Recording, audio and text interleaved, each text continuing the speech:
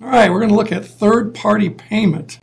Okay, that means somebody other than you is going to be paying for something that you're going to decide to acquire.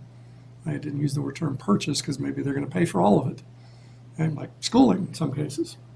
All right, so here we have a graph for the product X.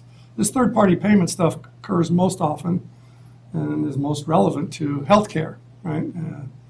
Most relevant to, because that's 1/6 of our economy. All right, but X is generic. It could be anything.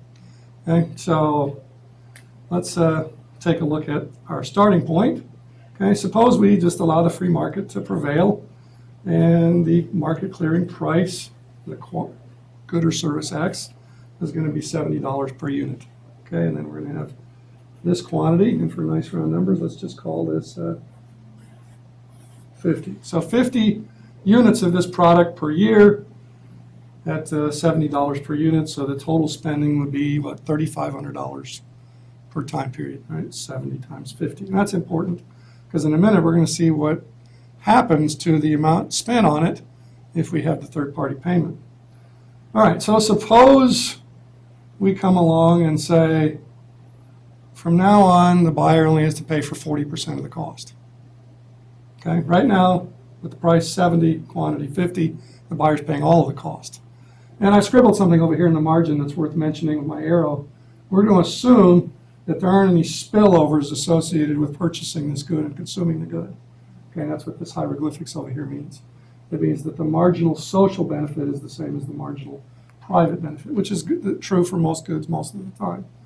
Okay, the benefit to society is not going to be any different than the benefit to the purchaser, right? So only the purchaser is going to benefit from the purchases of X. Now, when would this not be true, for example?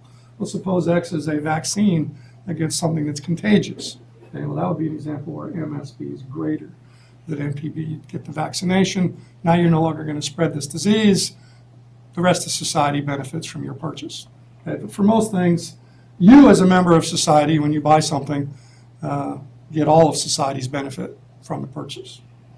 All right, and then on the supply side, the production side, we're going to assume that the production cost at the margin, incremental cost to produce, which is what supply reflects, is the same for society and for the individual producer. So it's not like pollution where there's some impact on third parties whenever this is made. Okay, so whoever, the doctor, the healthcare clinic, if that's what X is related to, whatever the cost to produce it is to them, that's the cost to all of society. All right, so suppose we have this subsidy coming along. Okay, now the government or the insurance companies are going to pay for 60% of the cost, and the patient is going to pay for 40%. Okay, that's going to increase the demand for this good. Pretty straight. Okay, going to be at D1 now. And the question is, well, but doc, how much does this increase the demand for the good? Yeah, you showed it. Well, you know, what's this number up here? What are some of these other numbers going to be? Okay, well, now think about this. The patient is paying for 40% of the price of the good. Okay, and the most that they're willing to pay out of pocket for even one unit of this good is 100. 100 is 40% of what? I'll do the math for you. Oops, a little bit off the chart here. 250. How do we get that? Well, the math of how you get it is you take the patient's share, you take the reciprocal of that, and multiply it by the 100 to get the starting point for the new demand line. Okay, that's the math of it. Reciprocal of the patient share. What's the patient share? 2/5. Right, 40% is 2/5. Reciprocal, 5 halves, 2.5. 250 is 2.5 times 100. Okay, now why is that? Well, that's back to the common sense of it. If the provider were to charge 250 and you only had to pay 40% of it, you'd only have to pay 100. Okay, so it's the same. At any quantity, okay, the willingness to pay is 2.5 times what it used to be, right? Because now you're only paying for 40% of it out of pocket. Okay, so anyway, that's all you need is 2 points. Right, you're going to use this point because 2.5 times 0 is still 0. Right? If all you can give away is this quantity over here, no reason to put a number there. We're not going to need it for any calculations. Whatever this number is, this is the amount you can give away at a price of 0. That's not going to be changed by a subsidy, right? Okay. the amount you can give away would stay the same. Okay, so you have that point, you have to find that point, and you just draw a straight line between the two of them to get the new demand. A new equilibrium. Okay, now the market price is going to be more than anybody would be willing to pay for this good to begin with. At least in this case, drawing this graph, it could come out to be exactly the same or lower. Let's see, what does that look like? 120, we'll say. Okay, and then over here, what is that? Let's make sure we don't have too many 50s involved here. Let's say that's 90. All right, so another 40 units of this good will be desired, okay, and provided at this higher price. This is called a moral hazard situation. Why is it called a moral hazard situation? Well, because this additional output from 50 up to 90, these additional 40 units, cost more, would be charged more for without the subsidy than it is worth to the provider, to the consumer to have. Okay? What is this moral hazard business, and what does this mean in real life? It means you go to the doctor and they do some tests and they say, here's what's wrong with you, here's what it's going to cost to fix it. And you go, no, I have other plans with that money. This is not life or death, and that's true for most healthcare things. It's a matter of how fast and pain and healing faster. And no. And the doctor says, relax, you don't have to suffer, you don't have to wait. Your insurance company's going to pick up 60% of this cost. And you go, I want it, doc. If all I have to pay is 40% of that bill, the total cost, I want it. If the whole amount, no. It's a moral hazard. If you could pass the cost on to somebody else, yeah, I'll put that bill in somebody else's mailbox, sure.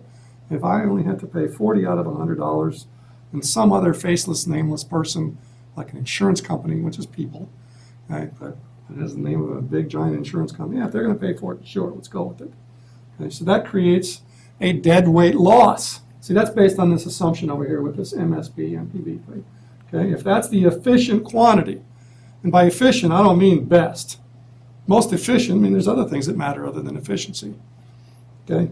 If 50 is the most efficient quantity, then 90 is going to give up some of that initial efficiency gain.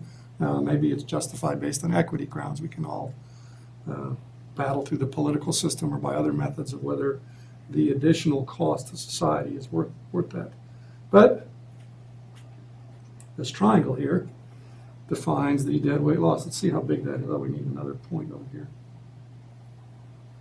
See, that looks like to be about 55. Okay, sorry, I can't. So I have to draw my 55 downhill. Okay, 55. So we have that triangle. I don't want to make it too heavily shaded, make my graph look ugly. But this triangle between these 2 points is the deadweight loss, the result of the moral hazard, the result of, yeah, we want more now that somebody else is paying for it, for some of it. Okay, so what is the computation there?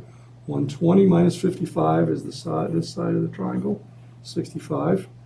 And then 90 minus 50 is the height of the triangle. Okay, so times 2, or divided by 2, base times height divided by 2 would be 65 times 20. I can do that math in my head. $1,300. Okay, so in terms of efficiency, kind of a price tag on those other things that we think we're accomplishing, equity. Okay, so that's the other end. We don't want poor people to go without this treatment. Okay, so the price tag of a reduced efficiency of this other thing that we're pursuing is going to be $1,300 per year, quantity per year. All right, now let's look at another aspect of this. What are we spending now on this product? Let's say before we were spending 70 times 50, $3,500 a year. Now we're spending 120 times 90. Let's see, that would be $1,080. 120 times 90. I can do that in my head because 120 times 100, got a couple of zeros on here, right? 12,000. Okay, and then you got to subtract 10 times this. Anyway, I think I've got that right, but it's 120 times 90. Like that's this much is going to be spent on this. You ever heard that phrase? If you think it's expensive now, wait till it's free. See, that's what we're doing here. See, when we had to pay for it ourselves, the total amount of spending on it was $3,500. When we had to not pay for all of it ourselves, the total spending on it was $10,800. Okay, 120 times 90, in case my math is wrong. Double check it out there. And then I think, no, we don't want to spend that much on the, taxpayers or higher insurance. No, we don't want to do that. Hey, they were getting by on $70 per unit before. Let's just lock that price in. Okay, not allow more than that price to be charged for X. Well, so what would that do? Let's take this out here. At $70 with this new demand, the quantity demanded would be about 130. Okay, a lot more than 90. And the quantity supplied is still at 50. We're talking long lines to get X. A shortage of 80 per year.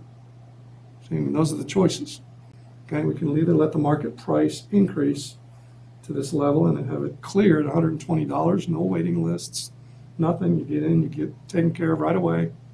Or we can say, no, we don't want to spend $10,800 on this. Bad enough when we spent $3,500 on it. No, we're gonna control the price, not let those evil producers of X jack the price up on us. Okay, we're going to limit it to where they were before at 70. Okay, now there's going to be a big shortage.